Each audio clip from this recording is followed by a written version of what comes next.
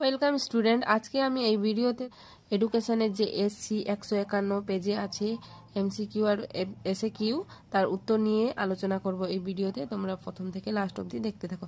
প্রথমে দেখো, এখানে একের দাগের শিখনের দ্বিতীয় স্তরটি হলো, এখানে উত্তর হবে ধারণা বা সংরক্ষণ। এখানে উত্তর হবে এ, ধারণা বা সংরক্ষণ। পরের দেখো, এখানে মনোযোগের একটি অভ্যন্তরীণ উদ্দীপক হলো, এখানে উত্তর হবে মেজাজ।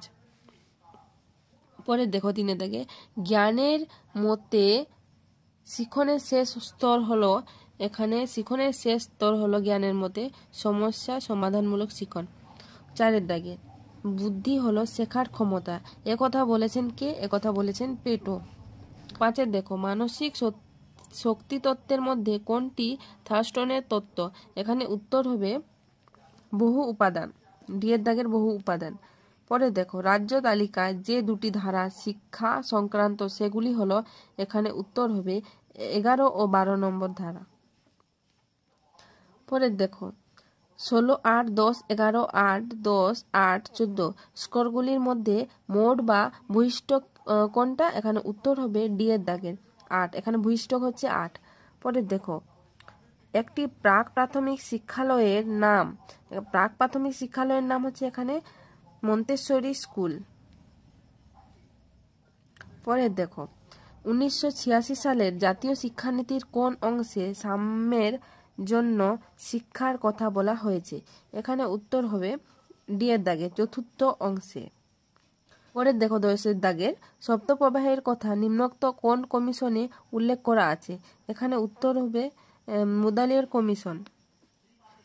পরে দেখো ভারতীয় শিক্ষা কমিশন গঠিত হয় কত খ্রিস্টাব্দে? এখানে উত্তর হবে 1964 খ্রিস্টাব্দে।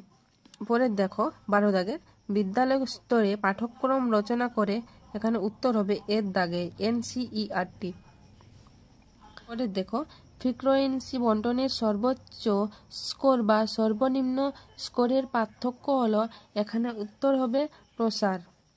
পরে দেখো ইউজিসি প্রতিষ্ঠিত হয়, এখানে উত্তর হবে কত খ্রিস্টাব্দে ইউজিসি প্রতিষ্ঠিত হয়? উত্তর হবে 1953 খ্রিস্টাব্দে। পরে দেখো স্কিনার প্রবর্তিত সক্রিয় অনুবর্তনটি হলো, এখানে উত্তর হবে এর দাগের আর টাইপ অনুবর্তন। উত্তর হবে আর টাইপ অনুবর্তন। পরে দেখো সক্রিয় অনুবর্তনের জনক হলেন এখানে উত্তর হবে সি দাগের স্কিনার। পরে দেখো কেন্দ্রীয় প্রবণতার সবচেয়ে নির্ভরযোগ্য উপাদান হলো, এখানে উত্তর হবে গড়। পরে দেখো জ্যাক ডেলরের কমিশনে কতজন সদস্য ছিলেন? 14 জন। পরে দেখো ডেলর কমিশনে প্রতিবেদন প্রকাশিত হয়, এখানে উত্তর হবে 1996 সালে।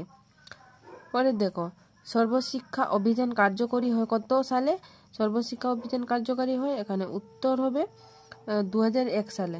পরে দেখো সর্বশিক্ষা অভিযান কার্যকরী হয় কত সালে? 2001 সালে। নেক্সট অক্টেভ ব্যান্ড নামক যন্ত্রের সাহায্যে কি পরিমাপ করা হয়?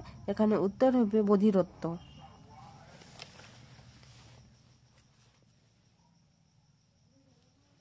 পরে দেখো ব্রেইল পদ্ধতি চালু হয় কত সালে? 1829 সালে ডি এর দাগে।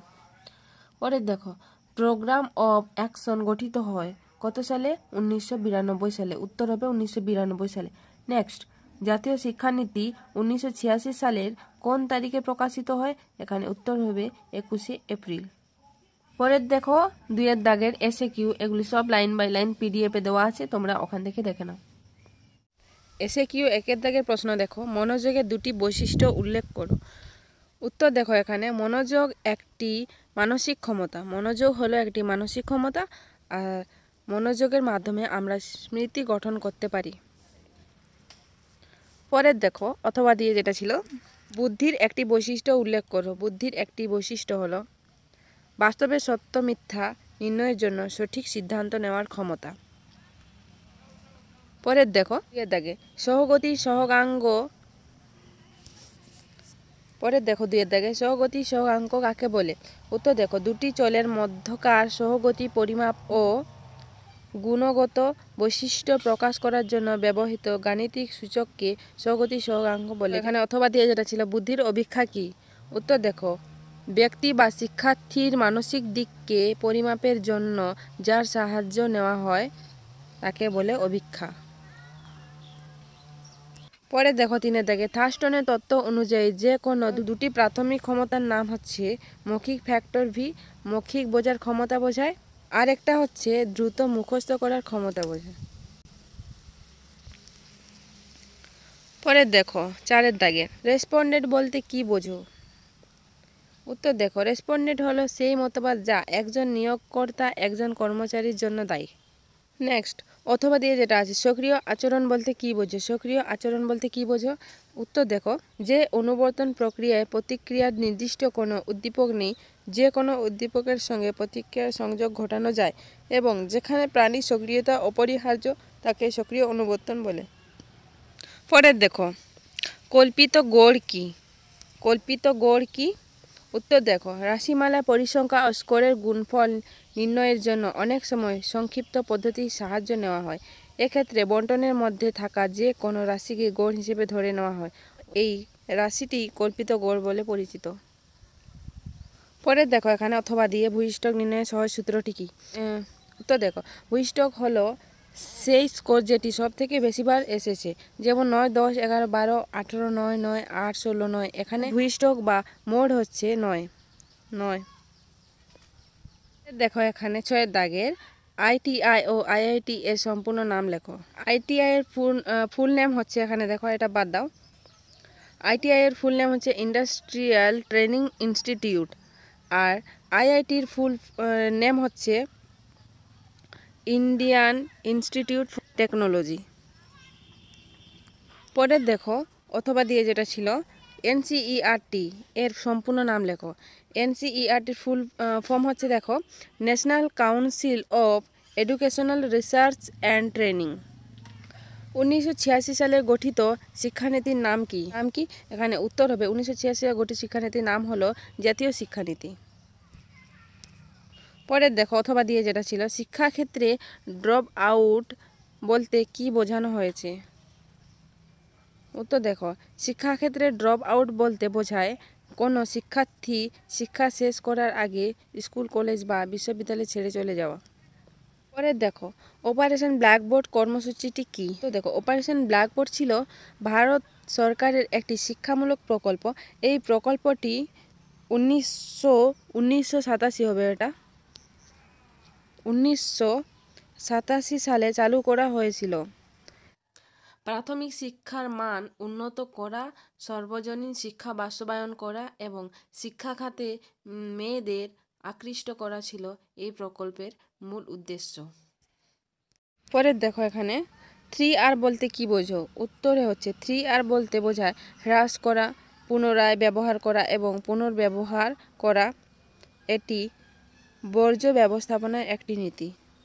পরের দেখো অথবা দিয়ে যেটা ছিল DIET এর পুরো কথাটি কি? DIET এর পুরো কথাটি হচ্ছে district institute of education and training. পরে দেখো প্রতিবন্ধী কাদের বলে? প্রতিবন্ধী কাদের বলে? যে ব্যক্তির একটি হাত নেই, একটি পা নেই কিংবা হাত পা কোনোটিই নেই, অথবা হাত পা আছে কিন্তু হাতে পর্যাপ্ত শক্তি নেই, এমন ব্যক্তিদের শারীরিক প্রতিবন্ধী বলে। পরে দেখো 11 দাগে মূক ও বধির শিশুদের শিক্ষার একটি উদ্দেশ্য লেখো। উত্তরে দেখো মূক ও বধির ছেলে মেয়েদের শিক্ষার একটি উদ্দেশ্য হলো তাদের সামাজিক বিকাশে সহায়তা করা, সামাজিক বিকাশের জন্য প্রয়োজন সমাজে অন্য সদস্যদের ভাষা বোঝা এবং তাদের নিজের ভাষা বোঝানো। দেখো অথবা দিয়ে যেটা ছিল আংশিক বধির শিশু কাদের বলা হয়? আংশিক বধির শিশু কাদের বলা হয়? যাদের শ্রবণ শক্তি কিছুটা কম, তাদের আংশিক বধির বা হাইপোকাসিস বলা হয়। পরের দেখো নবোদয় বিদ্যালয়ের অপর নাম কি? নবোদয় বিদ্যালয়ের অপর নাম হচ্ছে জওহর নবোদয় বিদ্যালয়। নেক্সট স্কুলগুচ্ছ বা জোট কি? স্কুলগুচ্ছ বা জোট হচ্ছে কয়েকটি বিদ্যালয়ের সমষ্টি যা একটি নির্দিষ্ট অঞ্চলের শিক্ষার মান উন্নত করার জন্য গঠিত হয়। এই গুচ্ছগুলোতে বিদ্যালয়গুলির মধ্যে সহযোগিতা বৃদ্ধি পায়। পরের দেখো অথবা দিয়ে যেটা ছিল শিক্ষাক্ষেত্রে 10+2+3 পরিকাঠামো। উত্তর দেখো শিক্ষাক্ষেত্রে 10+2+3 ছাত্রী পরিকাঠামো বলতে 10তম গ্রেডের পরে 2 বছর স্কুলিং এবং তারপর তৃতীয় বছর শিক্ষাকে বোঝায়। পরে দেখো ভারতীয় সংবিধানের 45 নম্বর ধারায় কি বলা হয়েছে। উত্তরে দেখো ভারতীয় সংবিধানের 45 নম্বর ধারায় শিশুদের জন্য বিনামূল্যে এবং বাধ্যতামূলক শিক্ষার বিধান রয়েছে। এছাড়াও এই ধারায় শিক্ষা প্রতিষ্ঠানে সংখ্যালঘুদের অধিকার, দেশের দুর্বল শ্রেণীর জন্য শিক্ষা ইত্যাদি বিষয়েও উল্লেখ রয়েছে। ভারতের সংবিধানের 46 নম্বর ধারায় কি বলা হয়েছে। উত্তরে দেখো ভারতীয় সংবিধানের 46 নম্বর ধারায় বলা হয়েছে দুর্বল বিভাগের শিক্ষাগত ও অর্থনৈতিক স্বার্থকে উন্নীত করবে রাষ্ট্র। এই ধারায় বিশেষ করে তপশিলি জাতি ও উপজাতিদের স্বার্থে কথা বলা হয়েছে। পরে দেখো বিশ্ববিদ্যালয় শিক্ষা কমিশনের সভাপতি কে ছিলেন। বিশ্ববিদ্যালয় শিক্ষা কমিশনের সভাপতি ছিলেন ডক্টর সর্বপল্লী রাধাকৃষ্ণন। দেখো অথবা দিয়ে যেটা আছে SUPW এর পুরো কথাটি লেখো। উত্তর দেখো stands for socially useful productive work. Next দেখো CAB এর ফুল নাম লেখো। ফুল ফর্ম হচ্ছে central advisory board of education. Next দেখো অথবা দিয়ে যেটা আছে এটাও ফুল ফর্ম আছে, এটাই লাস্ট প্রশ্ন তোমাদের। অ্যান্সার দেখো এখানে full form early childhood care and education. এটাই তোমাদের লাস্ট প্রশ্ন ছিল। আর ভিডিওটি তোমাদের যদি হেল্পফুল হয়ে থাকে লাইক, শেয়ার, সাবস্ক্রাইব করে কমেন্ট করে জানাবে।